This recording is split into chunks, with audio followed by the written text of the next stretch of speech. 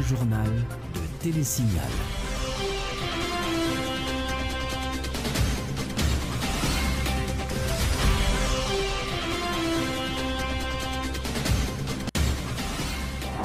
Bonjour, bonsoir à toutes et à tous. Bienvenue pour cette nouvelle édition du Grand Journal de Télésignal. Merci d'être avec nous. À la une de l'actualité, marche silencieuse et messe de solidarité. La conférence épiscopale d'Haïti a réuni plusieurs centaines de religieux et religieuses à Port-au-Prince pour protester contre les actes de barbarie que subissent des résidences catholiques dans le pays ces derniers temps. Installation ce mercredi de Maître Prince Patrick Cadet comme représentant de la Fédération des barreaux d'Haïti au Conseil supérieur du pouvoir judiciaire en remplacement de Maître Jacques Létan, cérémonie qui s'est déroulée en présence notamment du président Michel Martelly. Dans l'actualité également, vers une éventuelle prorogation du délai imparti aux candidats à la députation et au Sénat pour se faire inscrire au CEP, soit le 19 avril 2015. Le gouvernement a déjà écrit au CEP en ce sens, informe le ministre de la Communication. 23,7 kg de marijuana, 83,6 kg de cocaïne et 13,10 kg d'héroïne, 11 armes à feu, 3 véhicules confisqués. Bilan des opérations menées par la DCPJ de mars 2015 à date, 55 personnes ont été arrêtées durant cette même période. Lancement d'un programme de stage gouvernemental baptisé Initiation à l'emploi des jeunes, visant à permettre à des étudiants de différentes facultés de l'UEH de démarrer leur stage d'emploi dans les secteurs publics et privés. Et puis à l'étranger, ouverture du sommet G7 en Allemagne, le dossier du nucléaire iranien, la crise en Ukraine et la situation au Yémen étaient au cœur des échanges. Voilà pour les titres, le développement dans un instant.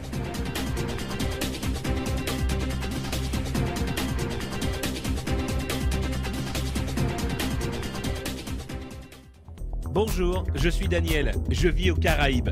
Malheureusement, quand il s'agit de shopping, je suis toujours à court de choix. Par exemple, la recherche d'un cadeau pour ma copine, ou un lecteur MP3, ou même un casque. Grâce à eShopper Express, je peux maintenant faire mes courses en ligne. Les expéditions internationales de magasins en ligne étant si chères et souvent non disponibles, eShopper Express donne l'opportunité à ceux vivant hors des États-Unis de faire des emplettes comme s'ils y étaient. Il suffit d'aller sur le site www.eshopperexpress.com, ouvrir un compte gratuit et voilà, vous recevrez votre propre adresse aux États-Unis. N'oubliez pas d'utiliser votre adresse aux États-Unis pour tous vos achats en ligne. eShopper Express vous informera dès l'arrivée de vos colis chez eux par courrier électronique. Une fois votre colis arrivé, vous aurez la possibilité de demander l'acheminement immédiat chez vous ou à votre bureau, ou de mettre vos paquets en attente si vous en attendez d'autres.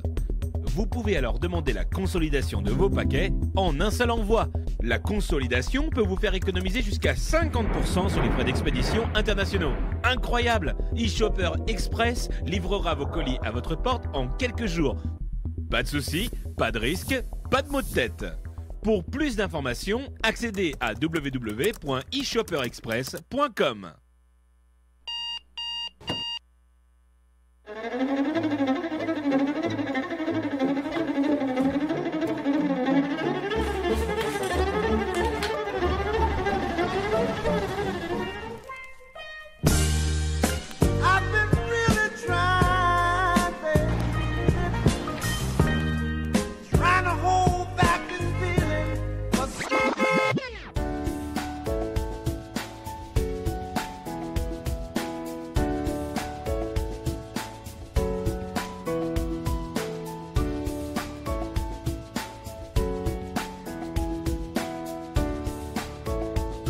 Démaquillant, lotion après rasage et lotion rafraîchissante. Limacol, la fraîcheur de la brise dans une bouteille. Limacol est un produit de la Disprofar en vente dans tous les supermarchés et les pharmacies.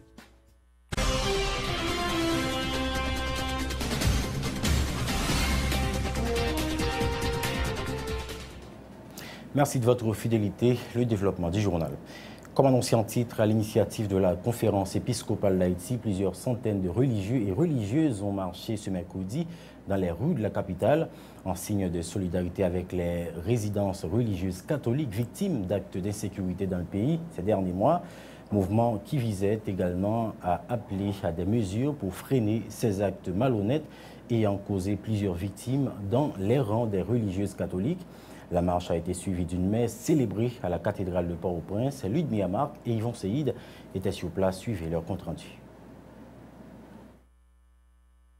De la rue M à la rue Monseigneur Guillou à Port-au-Prince, plusieurs centaines de religieux et religieuses issus de différentes congrégations catholiques ont marché en silence, avec un unique objectif, dire non aux actes de barbarie que subissent les congrégations sœurs depuis quelque temps dans le pays. Une journée placée sous le signe de la prière et la miséricorde que les protestataires entendent graver dans les annales de l'Église catholique haïtienne.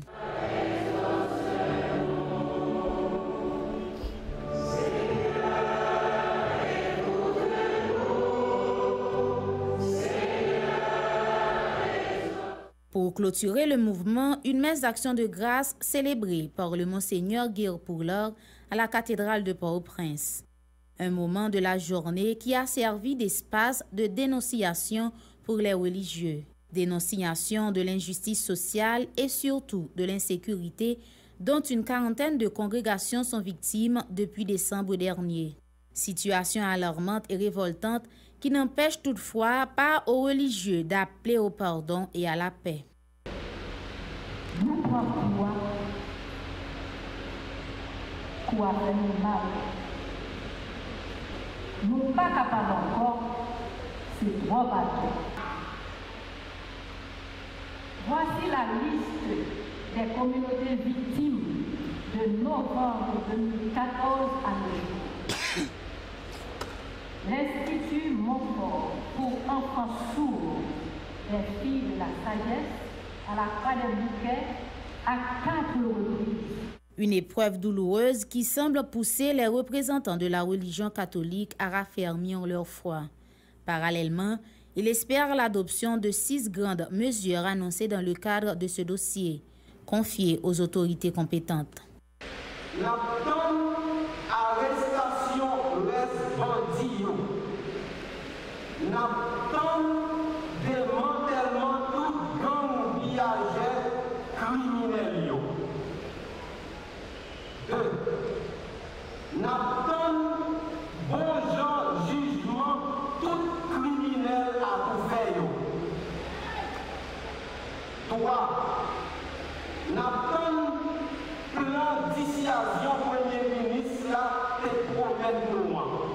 Soulignons que, dans le cadre de cette journée, les portes des écoles congréganistes sont restées fermées. Le secrétaire exécutif du Réseau national de défense des droits humains, RNDDH, Pierre Espérance, se veut sceptique quant à la capacité des autorités judiciaires et policières du pays à contrecarrer de manière significative les actions répétées des bandits contre les communautés religieuses haïtiennes ces derniers temps dans le pays. Le défenseur des droits humains dit ne s'attendre à rien de sérieux de l'enquête diligentée par la justice haïtienne concernant les actes d'insécurité dont sont couramment victimes les religieux du pays. Pierre Espérance. Il est important pour nous faire solidarité à l'Église par rapport avec toute attaque ça qu'a fait sous religieux avec religieuse. Et bon, dans le discours, il dit clairement qu'il n'est pas satisfait, c'est vrai qu'il commence à arrêter les gens, mais il exige l'arrestation de tout l'autre monde qui est impliqué dans les actes et le jugement. Mais là, nous regardons des quantités de scandales qui sont dans l'appareil de justice aujourd'hui. La justice a marché et la justice a régressé sous pouvoir tête Caléa. Donc, nous sommes très sceptiques, nous sommes très pessimistes par rapport à un procès. Parce que même c'est vrai, la police a fait effort, mais coups et bandits, délinquants, arrivés devant la justice libère. Aujourd'hui, là, et la justice là, avec pouvoir, prend toute disposition pour relaguer tout le monde qui était impliqué dans Gangali là. Donc, on a justice qui ne peut pas marcher. Côté que la justice là, au lieu qu'elle mette au service des sociétés, elle mette au service des bandits, gangs, dealers, drogues, kidnappeurs et gens qui blanchissent l'argent. C'était annoncé en titre 23,7 kg de marijuana, 83,6 kg de cocaïne, 13,10 kg d'héroïne, 11 armes à feu, 3 véhicules ont été confisqués. C'est le bilan des opérations menées par la direction centrale de la police judiciaire de mars 2015 à date. Selon le porte-parole adjoint de la PNH, Gary Desrosiers, 9 cas de viol ont été enregistrés et 55 personnes ont été arrêtées durant cette même période. Les chefs d'accusation retenus contre ces individus sont entre autres viol, trafic illicite de stupéfiants, vol de véhicules, enlèvement, détention illégale d'armes à feu, homicide et tentative d'assassinat. Les précisions de Gary Desrosiers sont recueillies par Ephésien Mathieu. Et DCPJ menait un ensemble d'opérations allant du 10 mars à date. Il y a 3 véhicules qui sont confisqués. Il y a 23,7 kg de marijuana qui est saisi. Il y a 83,65 kg de cocaïne qui est saisi. Il y a 13,10 kg d'héroïne qui est saisi. Il y a 11 armes qui sont confisquées. Il y a 9 cas de viol que nous avons enregistrés. Il y a 55 arrestations. Alors, chef d'accusation, c'est viol, trafic illicite de stupéfiants, vol de véhicules, enlèvement, détention illégale d'armes à feu, homicide, tentative d'assassinat. Nous connaissons que un pile policier de janvier à date qui mourit sous balle bandit. Il y a une enquête justement qui ouvre au niveau de la DCPJ et il y a justement plusieurs personnes que nous avons arrêtés dans le cadre de dossier. Il y a un policier et Gasly Gerli Jean-Baptiste qui était mort le 13 janvier 2015 à Santo 16, côté que DCPJ interpellé pour implication présumée dans l'assassinat policier ça, Georgie Thomas. Gagné tout Mac Giffard, qui continue à créer Angelo. Gagné Michelet Saint-Julien, qui continue à créer Tigé. Il a arrêté dans le cadre et assassinat qui a été fait sous policier Grégory Georges le 21 janvier 2015 à Delma 33. Il y a Jean-François Noël qui a 51 ans, qui viole un petit monde de 14 ans. Il y a Sermo Lunes qui a 54 ans, qui viole un petit monde de 16 ans. Il y a Ivens Lorius qui a 48 ans, qui viole un petit monde de 12 ans. Il y a Volsi Ernso qui a 27 ans, qui viole un petit monde de 13 ans. Saint-Just Walder, connu sous le sobriquet spécial, est le nom d'un présumé kidnappeur appréhendé par la DCPJ dans le cadre de son enquête relative à l'enlèvement et à la séquestration.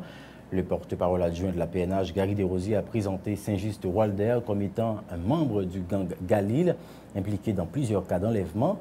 M. Desrosiers a également fait état d'un autre coup de filet des agents de la DCPJ effectué sur l'île de la Gonave, au cours duquel le nommé Jean-Richard Gore-Joseph a été arrêté pour kidnapping et tentative de meurtre. Les précisions de Gary Desrosiers au micro d'Ephésien Mathieu. Je présente nous une photo. C'est Saint-Just Walder. Monsieur fait en 1971. DCPJ a arrêté monsieur pour enlèvement. Monsieur fait partie de base Galil. Pour ce une enquête qui continue justement sous Bazar. Côté que DCPJ continue à rechercher ensemble de monde que il était mis à vie de recherche. Côté que nous arrivons, récupérer, joindre et monsieur ça que nous avons regardé pour enlèvement, séquestration et il était actif dans la base Galil. Côté que DCPJ a arrêté, pour le moment, il a cuisiné pour que nous soyons capables de gagner plus d'informations concernant Bazar, que nous déjà identifié, et tout bandit qui était là-dedans, il y a plusieurs qui ont arrêté déjà.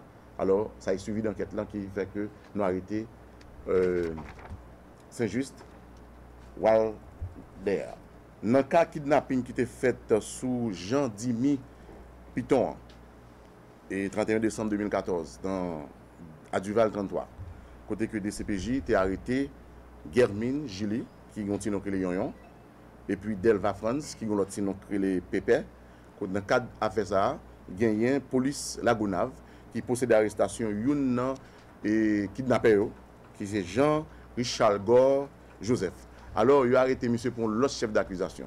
Monsieur était tenté de tuer un monde et il a dit aux âmes pour le tuer un monde. Heureusement, la police est venue à temps, côté que nous arrivons sauver la vie de monde et procéder à l'arrestation. Poursuite ce mercredi de l'opération menée au Wharf Jérémy par la brigade de lutte contre le trafic de stupéfiants BLTS, contre le bateau portant le pavillon panaméen transportant du sucre et qui revient de la Colombie, lequel navire a servi à des narcotrafiquants d'effectuer le commerce de stupéfiants. Selon le porte-parole adjoint de la PNH, Gary Desrosiers, plusieurs kilos de cocaïne ainsi que des dizaines de kilogrammes d'héroïne ont été confisqués. Les opérations devraient permettre à la BLTS d'épingler les responsables du bateau. Les explications de Gary Desrosiers sont recueillies par Ephésien Mathieu. Pour le moment, BLTS a mené une grosse opération sur Waf Jérémy, et côté que un bateau justement qui est sur Waf là et qui normalement qui a plusieurs tonnes de sucre là-dedans. Et information bah nous que t'es capable de gagner justement des cocaïne justement dans le bateau ça. Et côté que gagner plusieurs kilos qui saisit déjà par BLTS et gagner fouille qu'a fait actuellement sous bateau ça dans Waf Jérémy. Et c'est certain que ça prend plus de temps parce que c'est plusieurs tonnes de sucre. Alors il faut que fouille au fait pour que nous soyons capables d'arriver à joindre et toute cocaïne ça qui à bord bateau ça. Et au moment opportun, dès qu'il y a une évolution, nous avons mis la presse au courant. Le bateau ça c'est Colombie qui est sorti et selon l'information que nous avons et gagné plusieurs vraiment kilogrammes de cocaïne. Parmi eux effectivement il y a 10 kilogrammes d'héroïne justement qui à bord bateau ça côté que nous avons récupéré et fouille a continué et la justice touche de ça. Alors on va tout anticiper ni et font un grand discours sur ça mais on nous quitte justement et policiers fait travail et puis au moment opportun je nous dis on a informé la presse. C'est ça qui est important. BLTS lui-même c'est justement c'est récupérer cocaïne. C'est ça qui est important pour lui. Il gagne information sur ça. Effectivement nous aller sur lieu gagner nous joindre des kilogrammes de cocaïne, également héroïne, ça veut dire qu'on a là, la fait travail par lui. Mais à savoir, pour nous connaître, pour qui est justement bateau et même sucre justement, moi-même, je peux pas tout élément d'information. Je peux pas tout élément d'information. M'a informé et m'a justement prend plus de détails et pour mon opportun a informé la presse. Nous l'avions annoncé en titre, installation ce mercredi de maître Patrice Cadet comme représentant de la Fédération des barreaux d'Haïti au Conseil supérieur du pouvoir judiciaire en remplacement de maître Jacques Létan. La cérémonie d'installation s'est déroulée en présence de hauts gradés de l'État, dont le président Michel Martelly, le ministre de la Justice, maître Pierre-Richard Casimir, et le président du Sénat, Andris Richer. C'est le président du CSPJ, maître Jules Cantave, qui a présidé la cérémonie d'installation. M. Cantave a exhorté le nouveau représentant de la FBH au CSPJ à bien jouer son rôle au sein de l'appareil judiciaire haïtien, très décrié ces derniers temps. Cette déclaration au micro de Journiste Saint-Ilus et Samus David François. Il me revient maintenant, dans le cadre de cette cérémonie de prestation de serment, de renouveler l'engagement formel, de représenter dignement et loyalement l'Assemblée des bâtonniers dans l'exercice de cette importante fonction.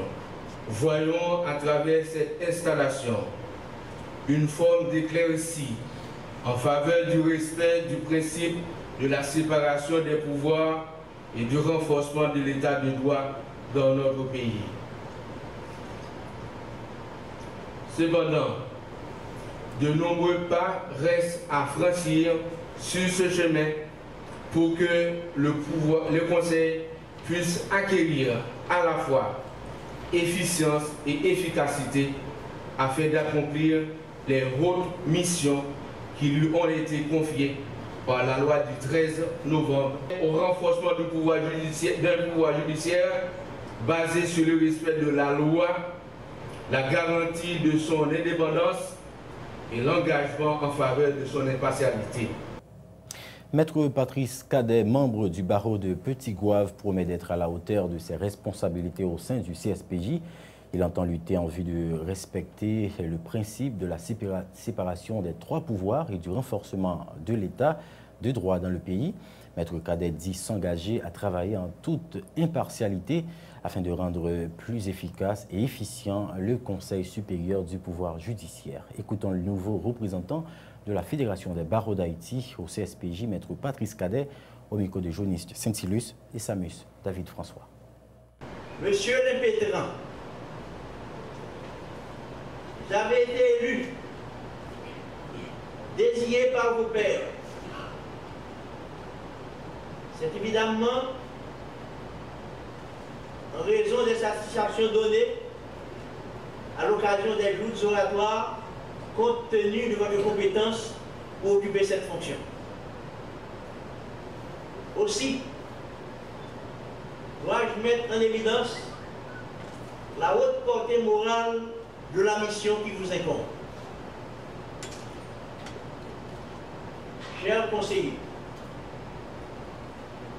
le CSPJ doit être perçu comme une institution juridico-administrative avec une portée politique limitée de sa prise de décision pour faire l'équilibre non seulement entre les autres pouvoirs, mais aussi au sein de la société. C'est un organe chargé d'exercer le pouvoir disciplinaire sur les magistrats dans les conditions prévues par la loi. La réputation de la justice est en jeu et il est nécessaire que nous prenions un engagement solennel avec nous-mêmes de nous camper auréolés de notre dignité pour faire triompher la force du doigt sur le doigt de la force, chassant ainsi la conception. Dans un bref discours de moins d'une minute, le chef de l'État, Michel Martelly, dit compter sur la collaboration du représentant de la Fédération des barreaux d'Haïti au Conseil supérieur du pouvoir judiciaire afin de redynamiser le dit conseil. Le président Martelly dit souhaiter déjà du succès à Maître Patrice Cadet dans le cadre de sa mission. On écoute la brève intervention du président de la République, Michel Martelly. Le conseil Patrice Cadet, je vous donne acte de votre prestation de serment. Je compte sur votre précieuse contribution à la redynamisation du Conseil.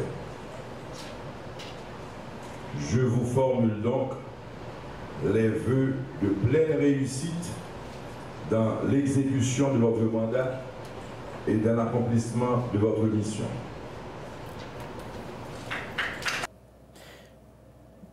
Parlons élection à présent. Le délai imparti aux candidats à la députation et au Sénat pour se faire inscrire au CEP, soit le 19 avril 2015, pourrait être prorogé. En ce sens, le gouvernement a déjà adressé une correspondance aux conseillers électoraux afin de donner une rallonge aux candidats désireux de participer aux élections législatives, a fait savoir le ministre de la Communication et porte-parole du gouvernement, Rothschild François Junior. Il a précisé par ailleurs qu'une telle demande traduit la proposition des partis et regroupements de partis politiques ayant participé au forum d'État organisé vendredi dernier par le gouvernement haïtien autour de la réduction des partis politiques agréés par les prochaines joutes. Rothschild François Junior au micro des journalistes Saint-Ilus et Samus David François. Le gouvernement a organisé un forum pour nous passer notre découvrir à l'hôtel Royal Oasis. Alors après le forum, la discussion de poursuivre. Et ça nous fait au niveau du gouvernement, nous adresser au connaître que des décisions, il y a un pile de préoccupations qui sont exprimées par les partis politiques, qui ont souhaité que une extension de période de délai pour capable d'inscrire dans le cadre d'élection ça comme candidat. Donc nous-mêmes nous adressons correspondance par le conseil électoral provisoire là, pour nous exprimer préoccupations partis politiques, demande partis politiques, de souhaiter qu'ils étendent la période d'inscription, donc pour prolonger, pour mettre que eux-mêmes sont capables de faire travail de regroupement au niveau des partis politiques. Donc nous adressons correspondance par le conseil électoral provisoire là, donc il y a plein de décisions qui vont prendre au niveau du CEP, qui c'est arbitre, qui c'est lui-même qui est là pour organiser l'élection dans le pays. Pas bien aucune conséquence, le parti a dit que doit prolonger le délai pour capable inscription, mais date qui est prévue pour l'organisation de l'élection, date qui a été telle qu'elle, et donc c'est ça nous dit dans la correspondance qu'on a adressé par CEP. Donc il est capable de prolonger le délai pour partir inscrit, donc ça dépend du CEP, il n'est même pas prendre décision parce que c'est parti politique qui souhaitait ça. Donc je vais rappeler encore une fois que c'est CEP qui propose le calendrier électoral, c'est lui-même qui décide du calendrier électoral. Nous-mêmes, rôle par nous, le gouvernement, c'est créer les conditions pour que l'élection soit réalisée en Haïti. L'organisation politique Famille Lavalas a présenté officiellement ce mercredi ses candidats pour les prochaines législatives programmées au 9 août 2015. Le parti compte désigner des candidats pour 119 circonscriptions du pays, selon ce qu'a annoncé la coordonnatrice du parti lors d'une assemblée organisée au local de la Fondation Aristide à Tabar. Le docteur Maryse Narcisse a fait part de la volonté de son parti de respecter le quota de 30% des femmes au cours du processus électoral. Écoutons la coordonnatrice de Famille Lavalas, Maryse Narcisse, au micro de Max Joseph. Premier bagage nous avons fait, c'était bail à toute membre organisation droit écrit pour demander bannière pour le présenter comme candidat soit à la députation, soit au Sénat pour l'organisation politique Famille Lavalas. Bon gros travail de terrain qui fait. Nous mettons des structures départementales, c'est coordination départementale, nous avons des structures communales, c'est coordination communale, et en plus, dans tout département, nous mettons en commission électorale qui pour travailler avec structures dans différentes communes. C'est à partir de là que mon premier choix qui vient fait, et puis vient une dernière réunion dans Port-au-Prince, dans la zone côté que nous ne sommes pas capables de partager les candidats. C'est une organisation qui, je dis, gagne une femme comme candidate pour la prochaine présidentielle. Et donc, à demander, je vais ajouter ça. Et effectivement, je pense que c'est un bagage qui est important pour l'organisation, pour toute mon organisation, participation, femmes à tout niveau dans l'organisation. Parmi les candidats présentés ce mercredi par la famille Lavalas pour les prochaines législatives figurent les anciens parlementaires Pierre-Francky Exeus et Guy Gérard Georges qui expriment leur détermination à poursuivre au Parlement haïtien leur lutte en faveur d'un changement réel dans le pays, ont-ils déclaré. Leurs propos sont recueillis par Max Joseph. Aujourd'hui, tu as eu une rencontre avec tous les candidats famille Lavalas, candidats sénateurs et députés. Donc ça c'est fini avec le choix final là. Donc moi je crois qu'il était important pour que le responsable bâti au niveau comité exécutif peut faire une présentation de candidats et avec la presse tout pour tout le public là de connaître qui est ce monde qui va le représenter au Sénat, dans le Sud, à travers tout département dans le pays et dans toute circonscription. Bataille ça, c'est pour permettre que nous gagnions l'autre pays. Et l'autre pays ça, pour nous capables de arriver à faire, il faut qu'on gagne un système politique qui est capable d'aboutir. Autre nouvelle, la table de concertation populaire a organisé ce mercredi un sit-in devant le local du palais de justice au bicentenaire à Port-au-Prince en vue d'exiger des autorités judiciaires à mettre l'action publique en mouvement contre tous les représentants des administrations Martelly, Paul, ayant participé, selon ses opposants, au régime tête-calé au détournement d'une somme de 320 millions de dollars des fonds générés par le programme Petro-Caribé et la mauvaise utilisation des taxes prélevées sur les appels internationaux. La table de concertation qui regroupe plusieurs organisations dont Monop et FOPAC s'est basée sur un rapport de la Cour supérieure des comptes et du contentieux administratif publié le 24 mars dernier pour faire leur dénonciation, lequel rapport avait affirmé certaines irrégularités dans la passation des marchés publics financés par le fonds Petro-Caribé. André Fado était au micro de Wesley Antoine et Wendy Henry. Nous tous connaissons aujourd'hui, dernier rapport Cour supérieure des comptes fait, il est sorti. Il a constaté gagner plus passé 328 millions de dollars. Cour supérieure des comptes pas capable de justifier pour administration la mort Martelly Kaplimnan. L'argent Petro-Caribé, il n'est pas capable de justifier. $50 il prend sous question de l'école là, il n'est pas capable de justifier. Taxe il prend sous appel téléphonique, il n'est pas capable de justifier. L'argent Uruguay, 3 millions de dollars, il n'est pas capable de justifier. Eh bien, nous-mêmes, en tant que citoyens et citoyennes qui fait partie de cette concertation populaire là, nous disons qu'il est trop facile pour nous faire gagoter l'argent pays. Et puis pour la jouir, pour la chita bien vague, pour la jouir l'argent ça. Nous-mêmes militants, nous voulons, en tant que membres de la société civile, nous voulons tracer un exemple. Pour tout le monde qui va venir diriger le pays, pour connaître que les gagnent l'argent pays à nos mains, les gérer le pays, soit les ministres ou bien les premiers ministres, c'est l'argent peuple, c'est taxe peuple, ils ne sont pas capables de gagoter n'importe qui gens. Eh bien, nous venons là, nous venons demander avec la justice pour mettre l'action publique en mouvement contre Laurent Lamotte, contre tout l'autre monde qui est impliqué dans l'argent Petro-Caribé. Autre nouvelle, le président du conseil d'administration de la Unibank, Carl Brown, et des représentants de la famille Vieux ont été auditionnés ce mercredi par le juge instructeur Lamar Bélizer dans le cadre d'un conflit terrien opposant ces deux parties. Cette audition est survenue après que les Alfred Martin et Alfred Vieux-Roy, au nom des héritiers Vieux et Roy, aient introduit une plainte criminelle pour faux et usage de faux le 16 mars dernier contre la banque privée Unibank ainsi que l'arpenteur Roger Lefebvre qui avait procédé à l'arpentage du terrain en question, aussi à l'habitation Lafito dans la zone de Titanien.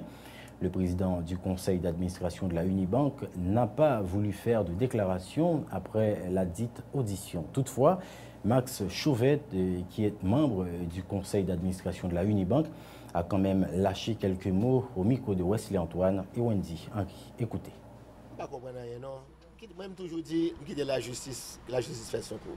T'es un conflit, Unibank aller en justice, il gagne.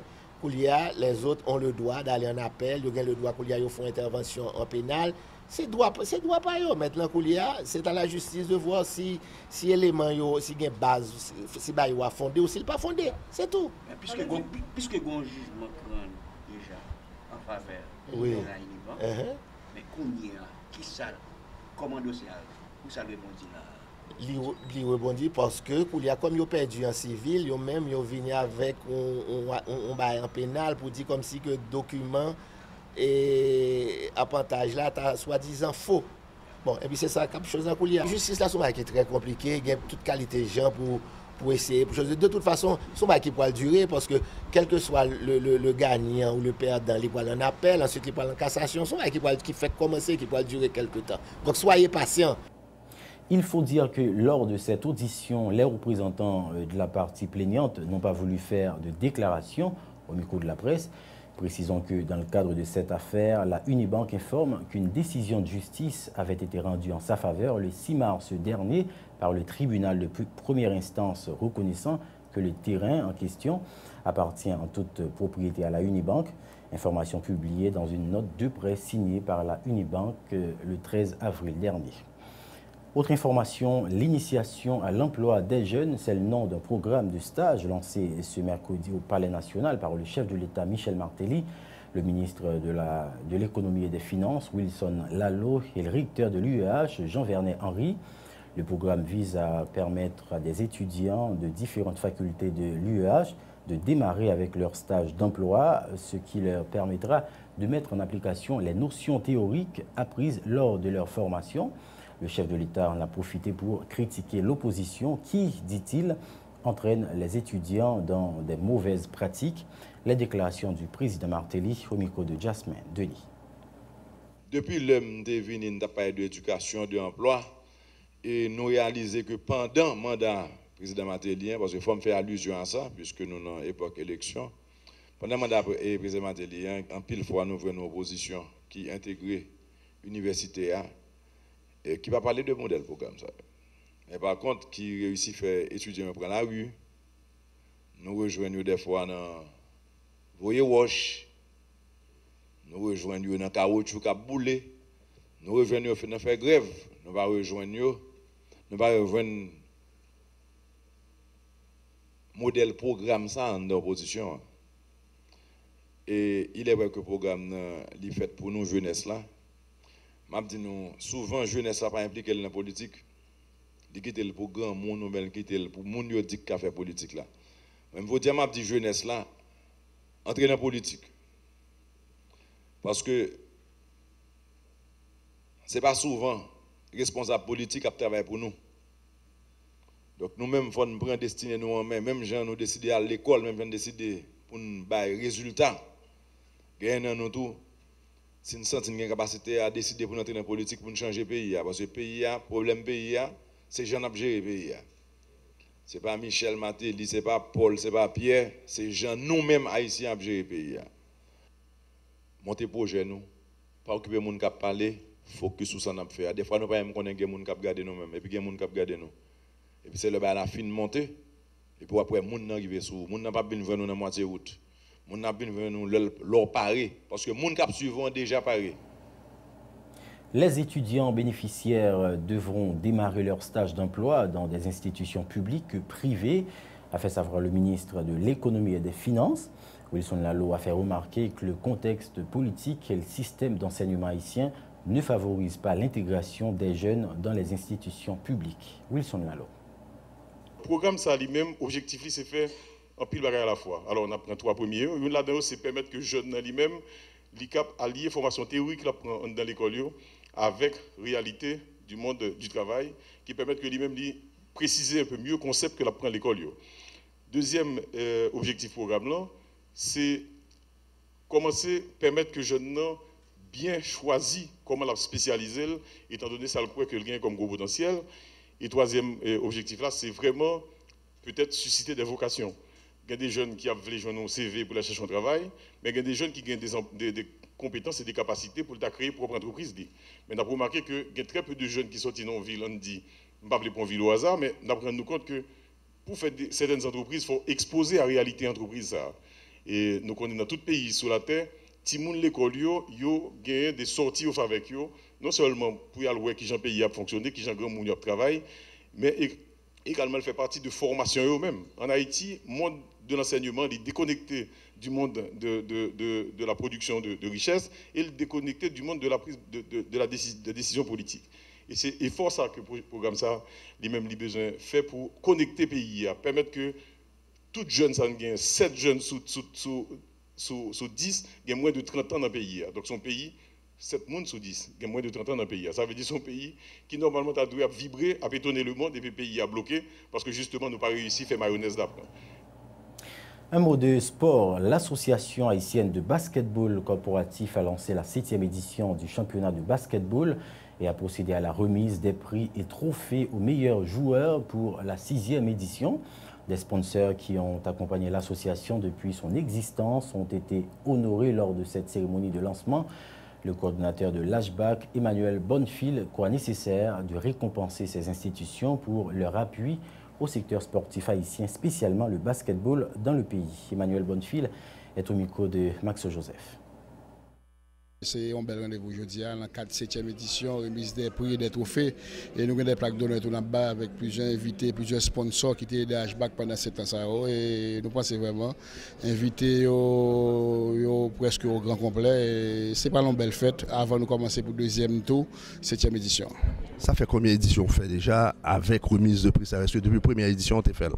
Bon, nous avons commencé exactement la 3e édition, mais pas de grandiose comme ça. De année en année, on va la propre. Et 3e édition, on a commencé avec un seul meilleur scoreur. À partir de 4e édition, on a commencé avec meilleur scoreur et meilleur joueur. Et on senti vraiment sponsor, vraiment plus pendant l'appel à Nessa, côté des primes alléchantes, côté nous avons d'autres sponsors qui entrent en ligne de compte. On sait que c'est en fonction de l'honnêteté, nous sommes très honnêtes. Et nous avons des monos qui sont envers public, qui sont envers joueurs, qui sont envers équipe, qui sont envers institutions, sponsors, qui sont envers la presse. Parce que nous-mêmes, nous toujours arrangés pour nous bailler meilleur de nous-mêmes, vraiment pour au moins nous satisfaire et l'autre monde avant nous satisfaire tête nous. Et staffage back là tout c'est pareil et nous chita avec la réunion, c'est ça le plus demandé et sacrifier nous vraiment pour monde qui fait déplacement, monde qui vient de nous satisfaire vraiment le travail que nous avons mettre là. Pour sa part, le PDG de la compagnie de téléphonie mobile Digicel, Martin Bout, remercie l'HBAC pour cette plaque d'honneur et demande à d'autres institutions dans le pays d'apporter leur soutien en vue de rehausser le secteur sportif. Il en a profité pour annoncer un match opposant la Digicel et la Natcom le week-end prochain. Plus de précisions avec Martin Bout. Digicel a proposé son plein de soutien aux éditions des compétitions d'HBAC depuis le début. Ça fait maintenant presque 7 ans. On a été également très honorés par l'HBAC d'avoir créé la coupe interscolaire. Je pense que c'est très important de commencer avec nos jeunes et de commencer le plus jeune possible. Donc, ceci est une bonne chose également. Cette remise de trophée aujourd'hui, à mon sens, récompense non seulement les meilleurs joueurs et les meilleures équipes, mais aussi toutes les équipes qui ont pu les entraîner pour offrir une saison de toute beauté, avec ces performances dignes de grands professionnels qui sont. Donc, encore une fois, bravo à tous. Nous remercions les dirigeants de l'HBAC pour l'honneur qu'ils nous font de remettre cette plaque d'honneur. C'est toujours un encouragement de se rendre compte que les gens comprennent et apprécient l'apport de la Digicel au secteur sportif comme au secteur de la vie nationale. Maintenant, pour les playoffs qui débuteront, je pense, samedi, vous savez déjà tous que pour la 2e fois, la Digicel et la Natcom vont se disputer une place en demi-finale. J'avais des mots un peu plus agressifs au départ, mais j'ai diminué. Donc que je puisse espérer d'autres que sinon que l'équipe passe en finale et remporte ce trophée de cette 7e édition, tout en souhaitant bien sûr une bonne chance aux autres compétiteurs. À l'étranger, ouverture ce mercredi du sommet du G7 en Allemagne. Le dossier de la crise ukrainienne, le Yémen et le nucléaire iranien étaient au centre du débat. Selon le secrétaire d'État américain John Kerry, la fin des négociations avec l'Iran doivent être effectives d'ici 2 mois et demi. Les négociations se poursuivront malgré l'opposition du Congrès. Une loi est adoptée hier par les parlementaires américains en vue de les permettre d'avoir un droit de regard si toutefois un accord final est signé en juin prochain. Reportage Euronews. John Kerry est arrivé ce mercredi au sommet du G7 en Allemagne. Au menu des discussions notamment le nucléaire iranien. 2 semaines après la signature d'un accord historique, le secrétaire d'État américain entend rassurer ses partenaires occidentaux. Oui, les États-Unis poursuivront bien les négociations malgré l'opposition du Congrès. Le défi qui arrive maintenant, c'est de conclure les négociations avec l'Iran d'ici 2 mois et demi.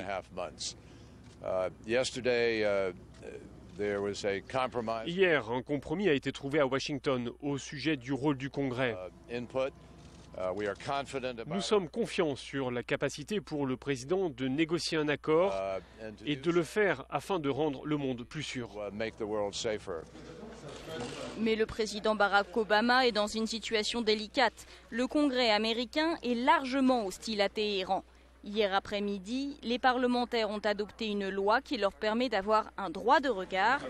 Si un accord final est signé en juin prochain, il pourrait donc en bloquer temporairement l'application.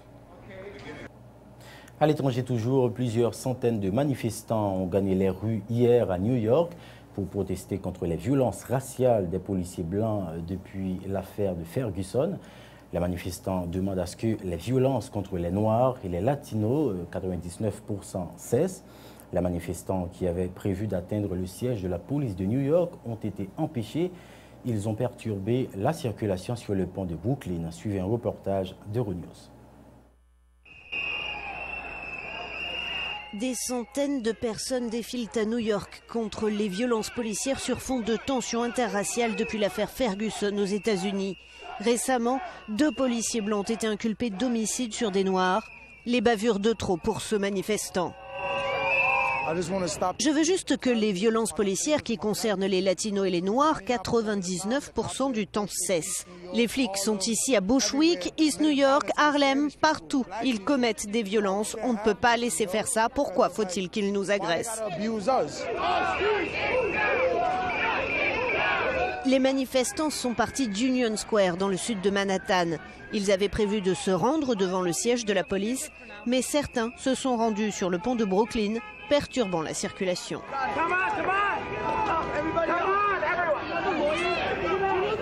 À présent, le rappel des titres avant de refermer cette édition.